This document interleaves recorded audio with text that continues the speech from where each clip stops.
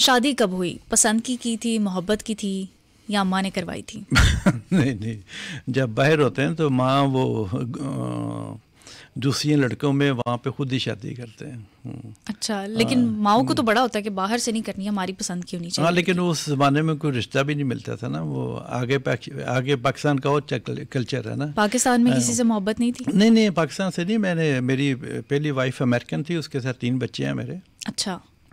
बच्चे मेरे बड़े मशहूर हैं। छोटी बेटी शनेल की मॉडल है, बड़ी मशहूर दुनिया की।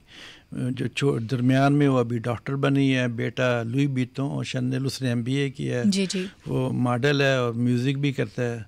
तो बच्चे बाहर के हैं, पैदा वहाँ पे हुए, रहते अमेरिका में हैं। कितनी शादियाँ की हैं आपने? वो छोड़े, कितने की हैं शादियाँ, कितनी भी हो गई, लेकिन आदमी को एंजॉय लाइफ में करना चाहिए। फिर भी बताएं ना, पाकिस्तानी मर्द तो ज़रा वो भी जानना चाहेंगे कि बाहर जाके करनी चाहिए, अमेरिका में, यूरोप में? नहीं, बाहर जाके नहीं करनी चाहिए, वो हो जाता है आदमी। मैंने बताया ना, जब बाहर यूरोप में रहता है, कहीं रहता है ना, वो आदमी इधर उधर का नहीं रहता, वो दरमियान में आ जाता है। अच्छा।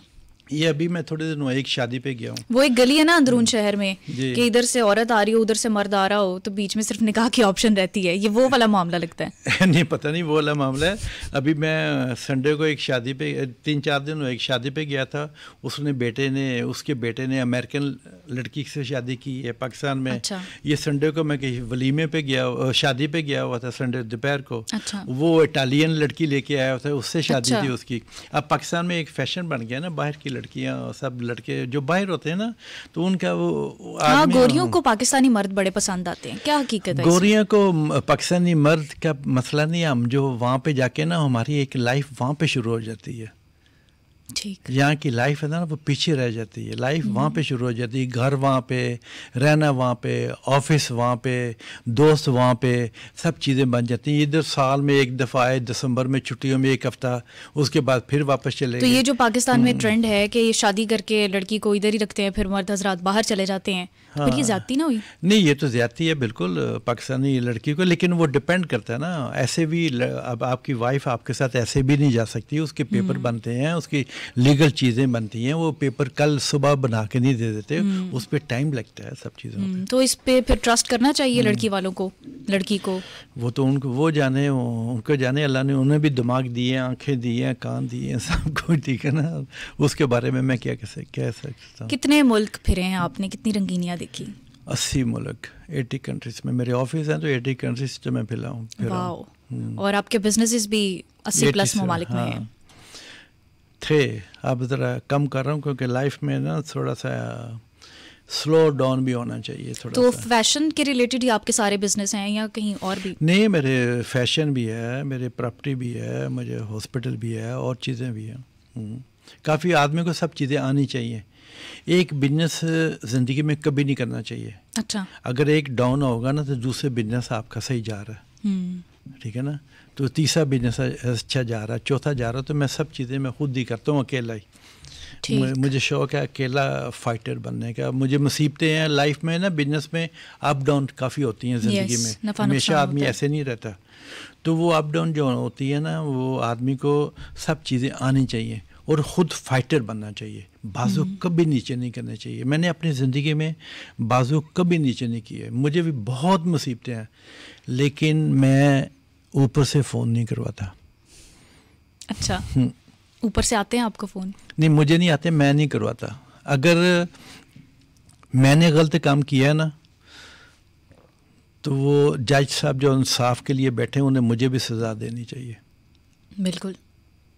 आप, इसका मतलब आप महमूद भट्टी साहब हैं तो आपको सज़ा नहीं मिलेगी? नहीं, आपको भी सज़ा मिलनी चाहिए जिसने गलत काम किया है। मुझे जज साहब बुलाते हैं 11 बजे, मैं 10:30 बजे जाके उसके सामने ऐसे बैठ जाता हूँ। वो 11 बज जाएंगे, 11:30 बज जाएंगे, 11:45 बज जाएंगे, 12 बजे फिर उसका मुंशी आएगा, जी उसकी आज माँ मर गई है, आज उसकी सस मर गई है, आज ये हो गया, आज वो ऊपर के केस में गया है, तो नई तारीख डाल दें। अब 4 सालों से नई तारीखें पढ़ रही हूँ। लेकिन आपने अपना रवैया नहीं बदला, अपनी हम्बलनेस नहीं ना छोड़ी। सवाल ही मेरा तो फाइट ही यतीमों गरीबों के लिए। मैंने जज साहब को कहा लिख लें, ये ज़मीन मैंने नहीं लेनी, ये यतीम खाना बनेगा, यतीमों के पास जाएगी, महमूद भट्टी साहब के नाम पे कुछ ना आए, मैंने कुछ नहीं लेना। मैंने पाकिस्तान में मेरी कितनी प्रॉपर्टी हैं ये एक गरीबों के चले जाएंगी सारी, मैंने कुछ नहीं लेना, मेरे बच्चों को कुछ नहीं चाहिए। जाने से पहले इतना कुछ बनाया, इतना कुछ कमाया, बच्चों के नाम नहीं करेंगे? नहीं, बच्चों के पास माशाल्लाह सब कुछ है। अच्छा, हाँ बच्चे, लेकिन इंडिपेंडेंट होकर भी आप पर वो इस मामले में डिपेंड नहीं करेंगे? नहीं, बच्चों के पास माशाल्लाह सब कुछ है, वो काम कर रहे हैं। मेरे वो बच्चे हैं जो छोटे छोटे बच्चे यहाँ पे यतीम गरीब हैं, ये सारा कुछ उनके पास चले जाए। मैं कोई 30-32 साल से मैं कोई 2000 बच्चों को स्पॉन्सर करता हूँ। मैं नॉर्दर्न एरिया में मैं 200 लड़कियों की एवरी ईयर शादी करवाता हूँ वहाँ पे, ठीक है ना। ये मेरा हक बनता है और मुझे शौक़ है इन चीज़ों का। अब जब मैं जाता हूँ यूनिवर्सिटीज़ में लेक्चर देने के लिए, सब पे मैं जाता हूँ, सिर्फ हमारे जो फ्यूचर बच्चे हैं ना, इन्होंने मुल्क को आगे लेके जाना है। इनको पता होना चाहिए महमूद भट्टी साहब की लाइफ कैसी है, लाइफ क्या है, बाहर का जस्टिस सिस्टम कैसे है, पुलिस का सिस्टम कैसे है, हमारा सिस्टम कैसे है, टैक्स वालों को FBI, मैं अभी गया था FBI लेक्चर देने के लिए, उनको पता चले बाहर हम टैक्स पे करते हैं, क्यों नहीं पाकिस्तान में टैक्स पे करते। इनको मुल्क फिर ही चलेगा। पाकिस्तान में टैक्स पे करते हैं? बड़े सालों से मैं पे करता हूँ, पाकिस्तान में पे करता हूँ, पेरिस में पे करता हूँ, अमेरिका में पे करता हूँ, टैक्स पे करता हूँ। टैक्स से तो आपके मुल्क चलते हैं। कितना टैक्स आप पाकिस्तान में पे करते हैं? पता नहीं कितना करते हैं, वो मेरे मैनेजर मैंने रखे हुए हैं, मुझे नहीं पता कितना पे करते हैं। बहरहाल मेरा टैक्स बनता है मैं पे करता हूँ। तो आपका लाइफस्टाइल कैसा है, कितना खर्चा करते हैं खुद पे? नहीं, मैं बहुत सिंपल आदमी हूँ। मैं बिल्कुल थोड़ी रोटी मिल जाए, सिंपल मिल जाए, मुझे बड़ा मज़ा आता है उन चीज़ों पे। नहीं, मैं अपनी लाइफ पे वो शो और ये चीज़ें ना, वो मुझ पे नहीं है बिल्कुल। मैं उन चीज़ों को पसंद नहीं करता। खाने में क्या पसंद करते हैं? सब चीज़ें जो मिल जाएं। पाकिस्तान में भी खाता हूँ, चाइनीज़ खाता हूँ, इटालियन खाता हूँ, जापानीज़ खाता हूँ, जो मिल जाए आराम से मज़े से, जो मेरा हक बनता है वो मैं लेता हूँ। और ख़ुद जो आप मतलब पहनते ओढ़ते हैं, ये क्या आप अपने फैशन ब्रांड्स का? मैं जेंट्स नहीं करता, मैं सिर्फ लेडीज़ फैशन करता हूँ, जो जेंट्स मैं ले लेता हूँ। तो आप कौन से फैशन ब्रांड्स को पसंद करते हैं अपने? नहीं, डिपेंड करता है। फैशन ब्रांड जो है ना वो एवरी 6 मंथ चेंज होता है। Okay, every 6 month fashion change होता है, कलर चेंज होते हैं, विंटर समर, ये तो आदमी डिपेंड करता है जो जिसके मॉडल जो अच्छे बने हुए हैं। अगर वो मॉडल अच्छा नहीं बनेगा थे, ये आपने जो कोट बनाया है ना, ये मैंने बनाया था शुरू में, फिर लोगों ने बड़ा कॉपी किया, ये हुआ सारा कुछ, तो ये तो बड़ी अच्छी चीज़ हो गई फिर। हाँ, ये मैंने बनाया था। अच्छा, आपको कैसे पता लगा कि ये आपका बनाया हुआ मॉडल है? ये जो कलर है ना, ये सारा मैंने शुरू किया था इसका। अच्छा, ये डिज़ाइन आपका है? हाँ जी, ये डिज़ाइन इसलिए मुझे पता है क्योंकि आदमी को ना जो चीज़ें खुद डिज़ाइन करता है ना, वो एक सेकंड में पहचान जाता है। फिर आपका ये फैशन ट्रेंड बन गया, ये बड़ा मशहूर हुआ हुआ ये वाला? बहुत मशहूर हुआ था, अब तो चेंज हो गए हैं फैशन। तो जो बाहर के जो टीवी प्रोग्राम करती हैं ना लड़कियों, सब मुझसे आके कपड़े लेके जाती हैं, रात को शो करती हैं। अरे वाह! आजकल एक मूवी बन रही है मिस पेरिस के लिए, वो सारे उसके कपड़े मैंने डिज़ाइन किए हैं। वाह! सारे उसके ड्रेस सारे, वो मेरा ख्याल नेक्स्ट ईयर वो खुशबुओं का शहर पेरिस, फैशन, कपड़ों और खातीन के आपने कपड़ों को क्यों चूज़ किया? परफ्यूम्स है और फैशन हब है पूरा पेरिस। नहीं, मैंने चूज़ नहीं किया, बाई चांस मैं वहाँ पे नौकरी करता था, तो वहाँ से मैंने सीखा था। अल्लाह मियाँ मुझे वहाँ पे ले गया था। आपका रिस्क वहाँ पे लिखा हुआ था? हाँ बिल्कुल। अगर मुझे अल्लाह मियाँ कोई रक्षा ड्राइवर ले जाता तो मैं रक्षा ड्राइवर बन जाता, ठीक है ना। तो अल्लाह मियाँ मुझे बाजू पकड़ के चुना हुआ था। मैंने खुद चूज़ नहीं किया था, ना मैं परफ्यूम की दुकान पे जाता तो वाह। आपने ज्वेलरी बड़ी खूबसूरत पहनी हुई, हाथों में ब्रेसलेट्स, ये बस फैशन है। मेरे कुछ दोस्त हैं, उन्होंने तोहफे दिए हुए हैं। ये जो रिंग है ये मुझे हाशवानी साहब ने दिया था। अच्छा, वाह। मेरी लाइफ में 2 आदमी ने मेरी बड़ी हेल्प की है। एक सदरुद्दीन हाशवानी जी और एक नजीबुल्लाह मलिक। ओके, इन्होंने मुझे छोटा सा ऐसे ऊपर लेके गए थे और सब चीज़ें मुझे बताई थी, तूने ऐसे चलना है। वो आपके मेंटोर्स हैं? हाँ जी। और किस किस से सीखा आपने? ये 2 लोगों से काफ़ी सीखा। मैं रोज़ सीखता हूँ। जो बड़े लोग मुझे मिलते हैं ना, तो मैं उनसे बड़ी चीज़ें सीखता हूँ हमेशा। वो मेरे प्रोफेसर हैं। अभी एक शादी पे गया तो एक चीफ जस्टिस साहब मुझे मिल गए वहाँ पे। मुझे नहीं पता था ये कौन है। तो किसी ने मुझे तारीफ़ कराया मेरा उनसे, वो हाथ मेरा पकड़ के बैठ के कहते ओह मैं तुझे मिल गया हूँ। उसने अपने ड्राइवर को फ़ोन किया, फटाफट घर से मेरी एक किताब लेके आया। वो किताब लेके आया, उस पर 3 पेज उसने मेरी लाइफ पे लिखे हुए। अरे वाह। ये अल्लाह मियाँ ना, ये सिर्फ मेरी माँ की दुआएं हैं, आप लोगों की दुआएं हैं। ये अल्लाह मियाँ उनको इज़्ज़त देता है जो हम्बल हों, हम्बल जी। जो हम्बल नहीं होते ना, जो ज़िंदगी में पैसा एक आने जानी चीज़ है। अगर थोड़ा सा पैसा आ गया ना तो मैं इसके साथ बदतमीज़ी कर रहा हूँ, मैं इसके साथ कर रहा हूँ क्योंकि मैं बन गया ना।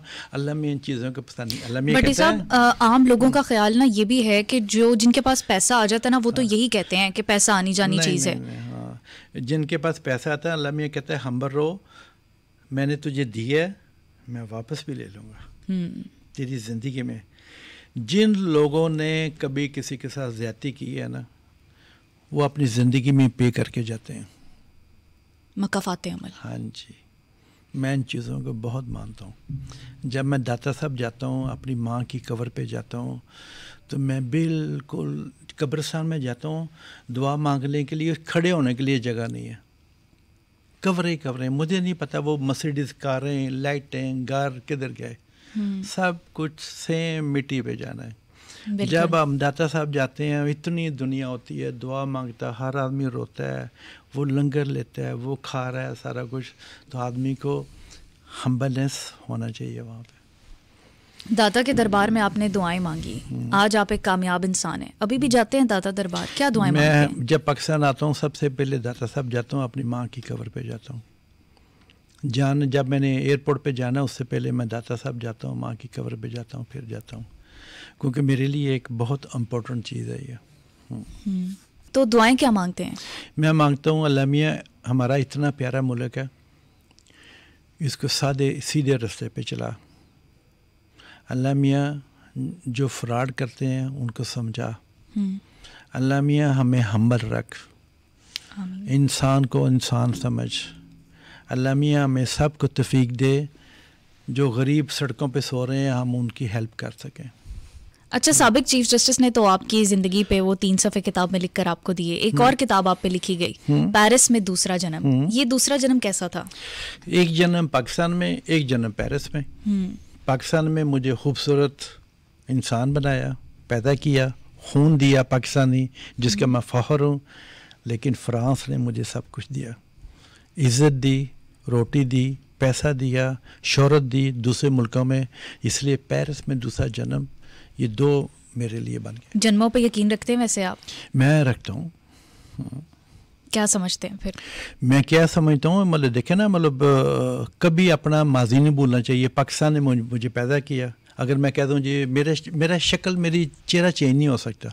हाँ जी, ठीक है ना, ये पाकिस्तानी चेहरे ऐसे ही होते हैं। ठीक है ना, अगर मैं बाहर जाके पैसे कमाने शुरू कर दूं तो मैं कह दूं जी मैं अब फ्रेंच बन गया हूँ, मेरे के पास फ्रेंच पासपोर्ट है या अमेरिकन पासपोर्ट है, पाकिस्तान को मैं पीछे छोड़ दूं क्योंकि इसकी पब्लिसिटी बड़ी बैड है। ग्रीन पासपोर्ट को कोई पसंद नहीं करता। ठीक है ना जी। तो वो इसलिए वो अच्छी बात नहीं है।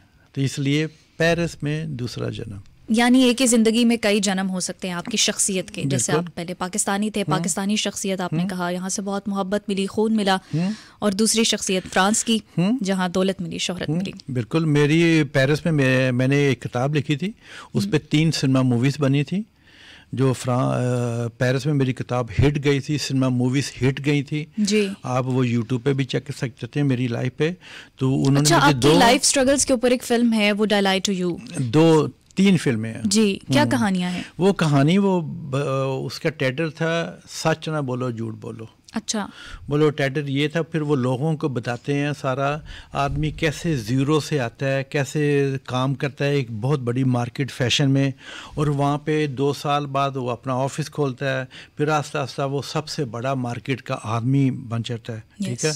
तो वो उन्होंने बताया था आदमी जिसको ज़ुबान नहीं आती, फ्रेंच नहीं आती, कोई आगे पीछे नहीं है, तो वो जनाब 10 साल बाद मिलियनर बन जाता है। इतना पैसा उसके पास आ जाता है, सारा कुछ आ जाता है। उन्होंने वो बताया था आदमी ज़ीरो से ऊपर भी जा सकता है। आपको पाकिस्तान का 3rd हाईएस्ट सिविलियन अवार्ड मिला, सितारा इम्तियाज़। क्या कहानी थी उसकी? पहले सितारा इम्तियाज़ मिला था, फिर स्टार हलाल इम्तियाज़ मिला क्योंकि वो पाकिस्तान में फ़ैशन में लेके आया था। ये स्कूल पाकिस्तान का ये मैंने बनवाया था। अच्छा। मैंने गवर्नमेंट को तोहफ़ा दे दिया और पाकिस्तान गवर्नमेंट ने ये मुझे स्टार इम्तियाज़ हलाल इम्तियाज़ दिया। मैं उनका बहुत शुक्रगुज़ार हूँ। मैं शुक्रिया कितना करूँ कम है, बहुत लोगों को कम ये मिले होंगे स्टार इम्तियाज़ हलाल इम्तियाज़। जी बिल्कुल। तो